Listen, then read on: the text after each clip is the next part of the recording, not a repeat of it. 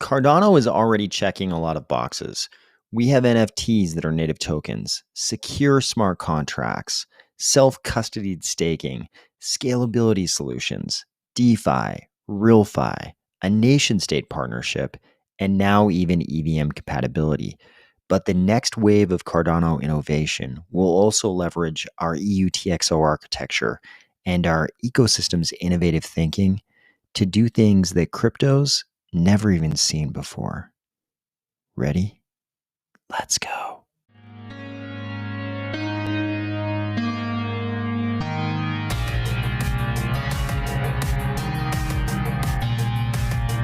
Today, we will discuss the next generation of Cardano DeFi, including Maladex, Genius Shield, and Liqwid, and some very innovative things they are purportedly bringing to the table. We'll also talk about a very concerning vote happening today in the European Parliament, Vitamin's sudden interest in Africa, Nami Wallet and their very quick fix to the problem we talked about yesterday, and a brand new $100 million fund from Wave Financial. If you enjoy these videos each weekday, I would love it if you would consider delegating to the Army of Spies stake pool, ticker AOS. A long time ago, I came to the inescapable conclusion that impermanent loss is silly. It's like, I give you my money and then I take the L? How about you give me your money and you take the L? It sounds like I'm on the wrong half of this equation. I'm on the wrong end of the deal. I don't want you to have my money and I take the L. That's the opposite of what I'm looking for. So up to this point, I have not been a liquidity provider in any AMM. I understand that people do it happily, some not so happily. You can definitely find a very pointed thread in Reddit right now with the experience of at least one person. There's multiple threads like this out in the crypto world, but you can definitely find stories of people experiencing impermanent loss in dramatic and unpleasant ways. I don't like anything that's so unpredictable. I don't want to lose money because of the opportunity cost I experience when the two assets in the trading pair diverge. That's not something I'm very interested in. So I haven't been a liquidity provider in any of the AMM dexes in Cardano or anywhere else because I don't like impermanent loss. And granted, we do have a DEX already where this doesn't really take place. We've got Muesli Swap DEX, which is an order book DEX. And you can definitely provide liquidity in the Muesli Swap mainnet order book DEX and not be experiencing the same things. You're not providing liquidity to a liquidity pool where there's a trading pair that can diverge. You're just creating an order in the order book and it sits on the chain until somebody executes against it. So you're not going to experience the same type of impermanent loss. But we are trying to get paid here. We're trying to get paid, man. We provide liquidity. We want to get paid for this activity. That's the only reason people are doing it. They're not doing it because they're so interested and obsessed with the good functioning of a DEX with a lot of liquidity. They're doing it because they're trying to get paid. And you don't get paid in the same way when you provide liquidity in a normal order book DEX like the Swap mainnet DEX. You're just trying to get your swap done. So you're putting an order in the order book. But in the next generation of Cardano DEXs, there's definitely some purported claims. I like to see things in action before I actually believe them. So I'm not guaranteeing that this will actually be the case, but we can certainly say we have a next generation of DEXs that are telling us things like this. Genius Shield here says, Genius DEX Series Episode 4, no impermanent loss on the Genius DEX. In this week's video, learn more about the concepts of impermanent loss and how the Genius DEX eliminates it. This is interesting. All of a sudden, we might have a new option. Can we provide liquidity to a DEX and not experience this impermanent loss? What does that look like? That's certainly an improvement over the situation where we provide liquidity, suffer impermanent loss, maybe, maybe not, depending on what happens.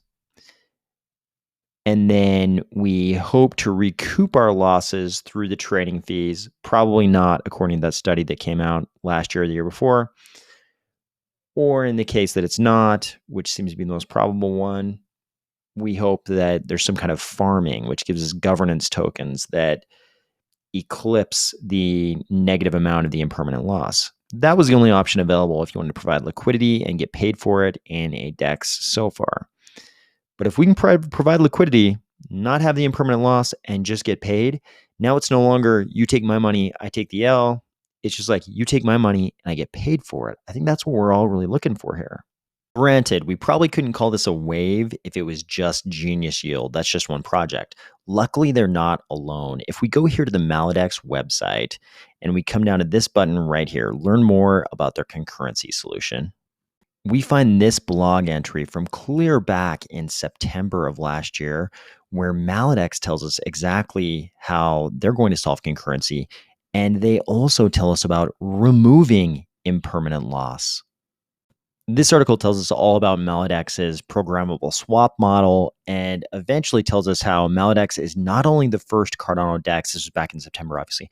Maladex is not only the first Cardano DEX to propose a model that inherently removes impermanent loss and significantly increases capital efficiency, but the first DEX which proposes both. Both of these DEXs are coming soon. What does this look like if we have multiple DEXs where we can actually get paid for providing liquidity and there's no impermanent loss involved? How big a jump forward is this for people who want to provide liquidity to DEXs?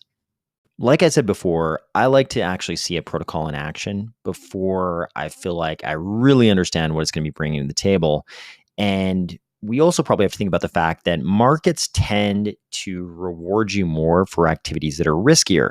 So if the risk is really going down with these DEXs that purport to be removing or reducing impermanent loss, whatever they're saying is actually going to happen, does that mean we'll actually get paid less for providing that liquidity? Because markets tend in that direction.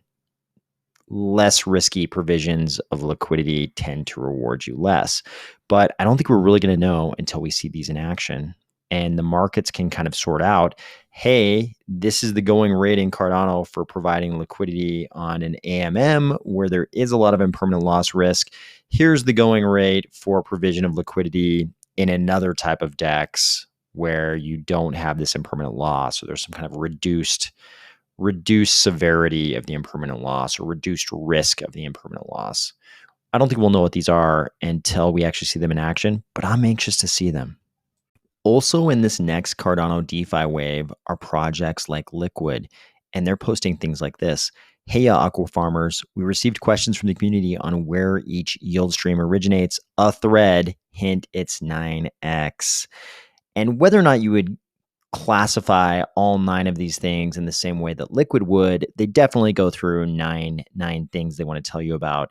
One of the more interesting is this first one. Number 1, ADA deposited in the Cardano market contract is staked, earning Cardano staking rewards. Learn more on stake scripts. This is a pretty big innovation. If you're comparing Cardano to a blockchain that has staking that largely involves some third-party custodian, some other custodian holding your assets for you in order for you to stake, which is the case with Ethereum proof of stake. When after the merge happens between the mainnet and the beacon chain, unless you have a large amount of Ethereum, you're going to have to put it in the custody of someone else in order to stake.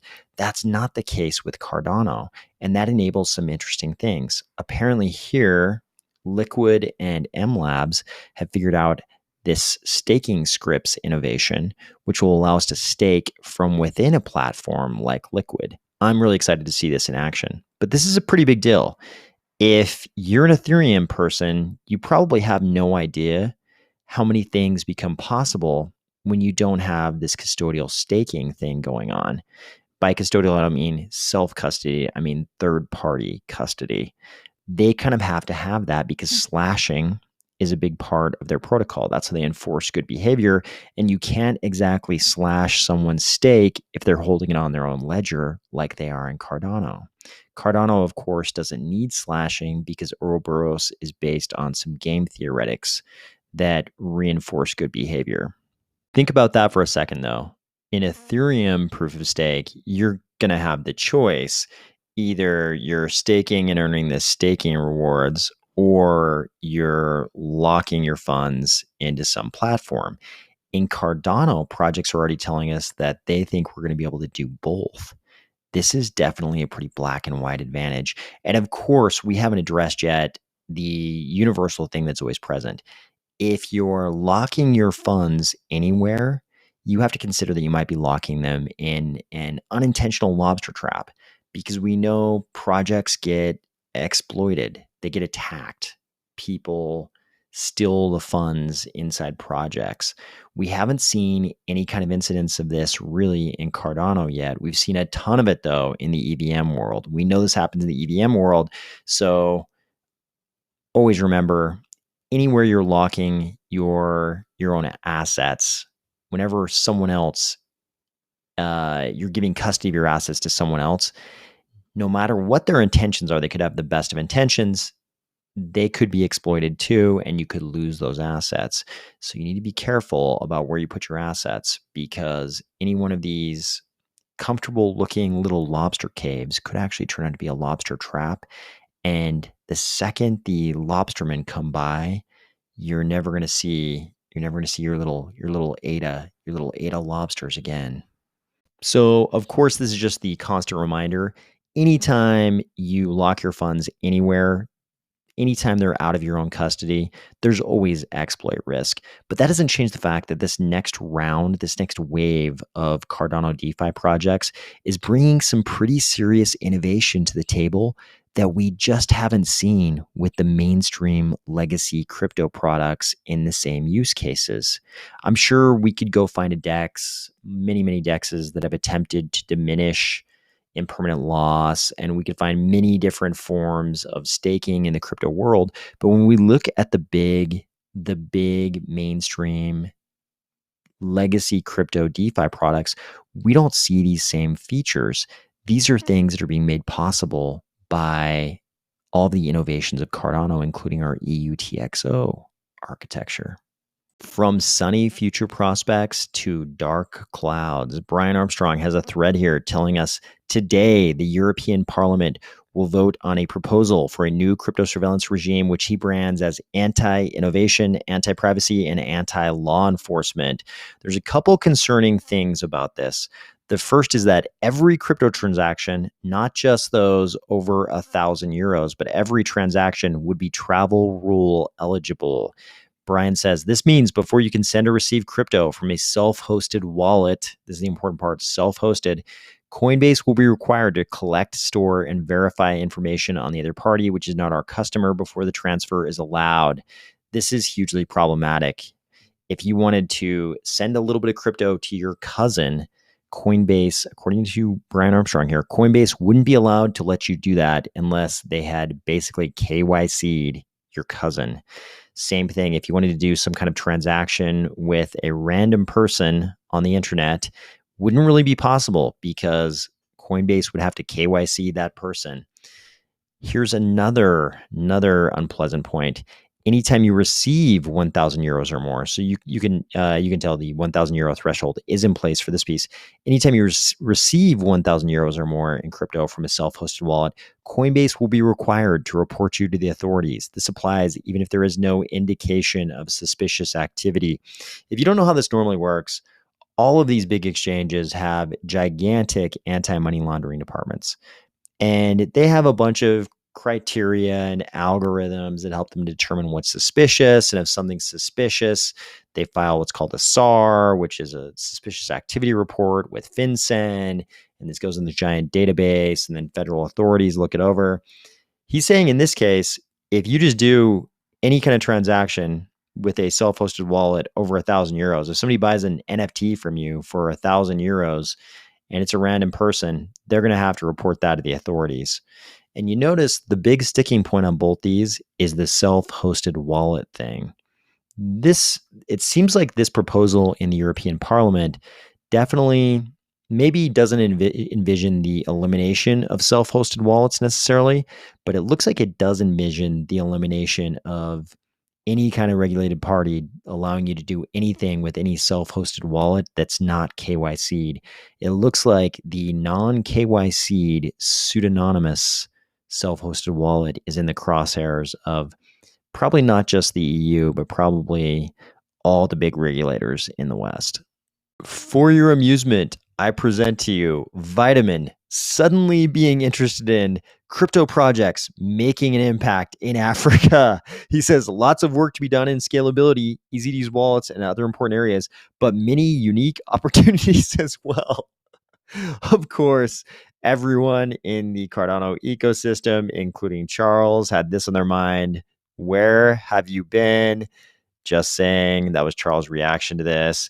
But I think we've known all along that the rest of the crypto space was quite a bit behind Cardano in realizing that there's a very good case to be made that the greatest amount of growth in the world is possibly going to happen on the African continent in the coming decades. Hats off to Alessandro of Nami Wallet. You remember the problem we talked about yesterday, the potential problem with Nami Wallet and ADA handles? It looks like they've already figured out exactly what was causing it. It was a small edge case, and they've already pushed a fix. ADA handle says, update, we were able to triangulate the issue and Nami Wallet pushed a fix. The problem was extremely hard to find as it was only a problem for mobile users with 3G connections getting bad timeouts. Very hard to replicate. Nami's code is superb. And then down below here, you can see ADA handle says, thank you, Alessandro, for rectifying this as quickly as possible. The code base for Nami Wallet is extremely secure and hardened. It is very hard to account for mobile phones with 3G connections. That's obviously when you're thinking of desktop users or at least 4G connections. I think at this point in 2022, we can say that mobile phones with 3G are a little bit of an edge case in certain parts of the world. In other parts of the world, mobile phones with 3G would not be an edge case. But hats off to Nami for fixing this so quickly. That was a very lightning quick remedying of the situation. Be aware, there's some money in the Cardano ecosystem. Wave Financial released this today. Wave Financial launches a 8-day yield fund to support Cardano DeFi ecosystem growth. This will be a fund of an initial $100 million. They say the fund is designed to provide liquidity with millions in line to support new decentralized finance platforms. So down here below, they give us a good idea of exactly what they're planning to do with this money. They say decentralized exchanges typically are set up without market makers, but with two pools of assets that represent each side of a trading pair that serve as a source for DEX counterparties to trade against. They say Wave will be using the 80 yield fund to provide liquidity to these pairs of pools to support Cardano DEXs. So it sounds like they're going to be LPing directly in DEX liquidity pools. For DeFi lenders, there will also be a similar form of support to augment liquidity to facilitate lending. So also the lending platforms. Also, Wave will continue to support and expand stake pools to strengthen the Cardano network. So this is another 100 million in liquidity that sounds like it's going to be injected directly into our DeFi platforms. There's some money around the Cardano ecosystem. Don't forget, today is the Cardano 360, and this is the Cardano 360 for which Joshua Miller intimated there was some big news coming. He said not to miss this one in particular. There's the time. I'm curious. In the past, we've definitely been disappointed when people have told us there's some big news coming. It's been a little disappointed, and somebody pointed out on Twitter today that the word mind-blowing has been thrown around a little bit too much. The news is always mind-blowing, and then we get the news, and most people are like, my mind is not exactly blown. But it sounds like there's some interesting news in this Cardano 360. Joshua Miller is the NFT guy, but who knows what this news is. We've also heard about this from at least one other large Cardano Twitter personality. maybe not this news in the Cardano 360, but that there was some kind of big news, some kind of very interesting news coming in the Cardano ecosystem. So I guess we'll all get to watch this today and find out, is the news actually that impactful, or is it something less than mind-blowing? I'm anxious to find out. Hope you're having a great week, and I'll talk to you tomorrow.